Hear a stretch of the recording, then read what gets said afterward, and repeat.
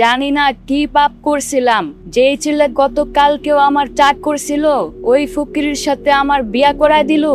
বিয়ে যেইভাবেই হোক রিবা, কিন্তু এখন তো আমি তোমার জামাই, তুমি আমার সাথে এমন ব্যবহার করতে পারো না। তুমি আমার জামাই, তোমার তো আমার চাকর হওয়ার যোগ্যতা নাই। এখন কথা বেশি না বইলা এখান থেকে যাও, আর আমার জামা কাপড় রেডি করো, আমার অফিস যাওয়ার জন্য লেট হয়ে যেতেছে। সালমান একটি গরিব ছেলে ছিল, যার কাছে কোনো চাকরি ছিল না। রিবার আব্বু সালমানকে বাড়িঘর দেখাশোনা করার জন্য রেখেছিল, কিন্তু এই সালমানের রয়েছে আরো একটি রহস্য, যেটা ছিল কল্পনার বাইরে। একদিন রিবার আব্বু হঠাৎ সালমানের কাছে গিয়ে হাত জোড় করে বলে, সালমান, আমি তোমার কাছে একটা রিকোয়েস্ট করতেছি, তুমি আমার মেয়েকে বিয়ে করো। স্যার, আপনি কি বলতেছেন? আমি আপনার বাসার চাকর, আমি আমার মালিকের মেয়েরে কিভাবে বিয়ে করি? আমি সব জেনে বুঝেই বলতেছি, তোমার আমার মেয়েকে বিয়ে করতেই হবে। এরপর রিবার আব্বু সালমানকে এমন কিছু কথা বলে যার কারণে সালমান বিয়েতে রাজি হয়ে যায়। এইদিকে রিবা একজন বিজনেস উইমেন, সে তার বাবার সমস্ত কথা শুনে, কিন্তু এই বিয়ের জন্য সে হাজারবার না করেছিল, কিন্তু তার বাবা জবরদস্তি করে তাকে বাসার কাজের লোকের সাথে বিয়ে দিয়ে দেয়। বিয়ের দিন যখন সালমান রাতে রিবার রুমে প্রবেশ করে, রিবার আগে মাথা গরম করে রাখে। ও জামাই সাহেব যে, তো আপনি কি আমার সাথে বাসার ঘর কাটানোর জন্য এখানে আসছেন নাকি? না না রিবা, এমন কিছু না, কিন্তু এখন তো তুমি আমার বউ হও, এখন তো আমার তোমার সাথে এই রুমেই থাকা লাগবে। একদম চুপ, তুমি কি এমন পাম্পড়তে আমার আব্বুরে দিছ যে তোমার মতো একটা ভিখারি চাকরের সাথে আমার বিয়া দিয়া দিল? তুমি জানো আমি কত টাকা খরচ করি মাসে, আর আমি কেমন লাইফ কাটাই? আর তুমি আমার বাসার সামান্য একটা চাকর, মাসে 10,000 টাকা স্যালারি পাও, এই টাকা দিয়ে তুমি আমারে খুশি রাখবা? তোমার এই রাগ আসলেই ঠিক, কিন্তু আমি চেষ্টা করব তোমারে খুশি রাখার জন্য। একদম চুপ, ফালতু কথা বলতে আসবা না। ওইখান থেকে একটা খেতা নিয়ে ফ্লোরে বিছানা করে শুয়ে পড়ো, আর আমার সামনে আসার কোথাও চিন্তা করবা না। এরপর রিবা খাটে শুয়ে পড়ে আর সালমান ফ্লোরে এক কোণায় বিছানা করে শুয়ে পড়ে। এইভাবে তাদের বিয়ের 1 বছর কেটে যায় এবং এর মধ্যে রিবার আব্বু মারা যায়। এই 1 বছর রিবা সালমানের সাথে একদম চাকরের মতো আচরণ করে। পাশাপাশি রিবার আম্মু সালমানের শাশুড়ি সালমানের সাথে আরো খারাপ আচরণ করে। একদিন যখন রিবাদের প্রতিবেশী তাদের বাসায় আসে, এই সালমান, এইদিকে আসো, ভাবিরা আসছে, ওদের জন্য খাবারের ব্যবস্থা করো।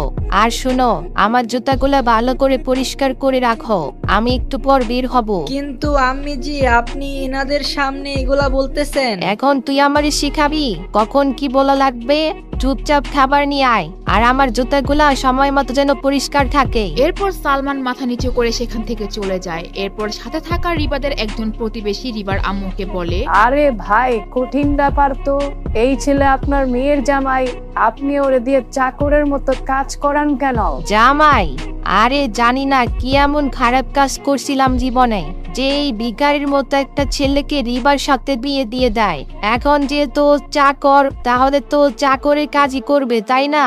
ওর তো আর সেই অকত নাই যে অনেক অনেক টাকা ইনকাম করে আমার মেয়ের যোগ্য হইতে পারবো। কথা একবারে খারাপ বলেন নাই।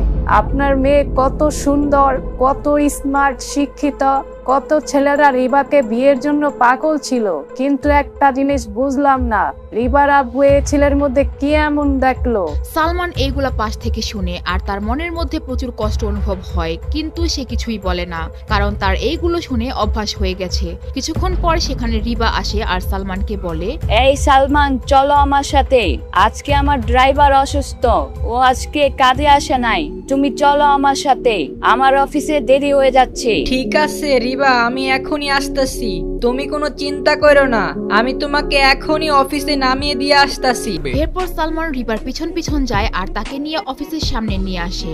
যখন গাড়ি থেকে নেমে সালমান তাকে তার অফিস পর্যন্ত পৌঁছে দেওয়ার কথা বলে, তখন রিবা বলে, এইটা আমার অফিস, এই অফিসে তোমার মতো চাকর বাকরদের এলাও না, আর এমনিতেও কেউ যদি তোমার দেখা আমার জামাই বাইবা কেউ মজা নেয়, এটা আমি কোনোভাবে সহ্য করতে পারুম না। কিন্তু রিবা, আমি পৌঁছে দিয়ে আসি, তোমার কাছে তো কতগুলা ফাইল, এগুলা একা নিতে কষ্ট হবে তোমার। তোমারে একবার বললে কান দিয়ে যায় না?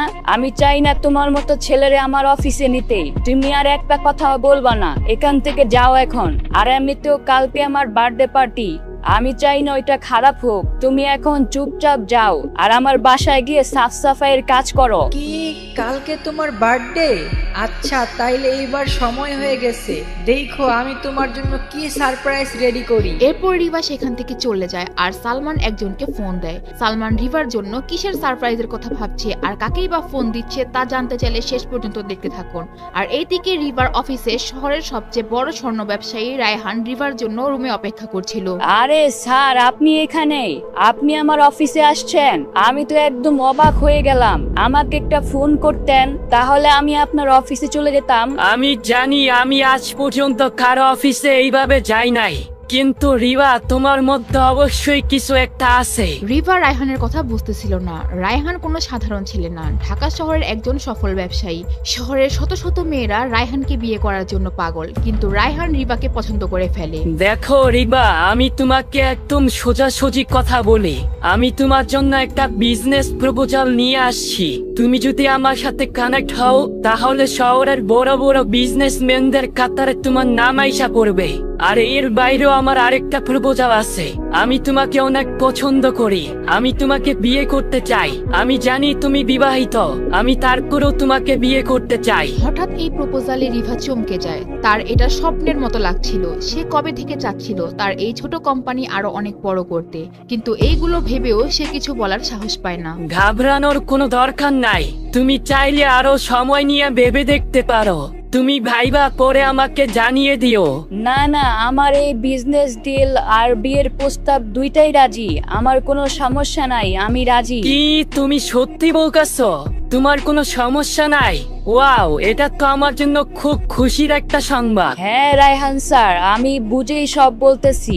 আচ্ছা, আমরা বাকি কথা পরে বলবো। কালকে আমার জন্মদিন, আপনি সেখানে আসবেন। আর আপনার কাছে আমার একটা হেল্প চাই, সেটা পরে বলবো। এর পরের দিন সালমান রিভার জন্মদিনের জন্য বিশাল আয়োজন করে। সেখানে রিভার ফ্রেন্ড এবং আত্মীয় স্বজন প্রতিবেশীদের ইনভাইট করে। অনেক খাবারের আয়োজনেরও ব্যবস্থা করে। সালমান আজকে একটা সুন্দর স্যুট পরে সেখানে আসে আর তার হাতে একটা গিফট নিয়ে সেই পার্টিতে জয়েন করে। আর সেটা তার শাশুড়ি রিভার আম্মু দেখে বলে, আজকের দিনে কোনো তামসা করবা না।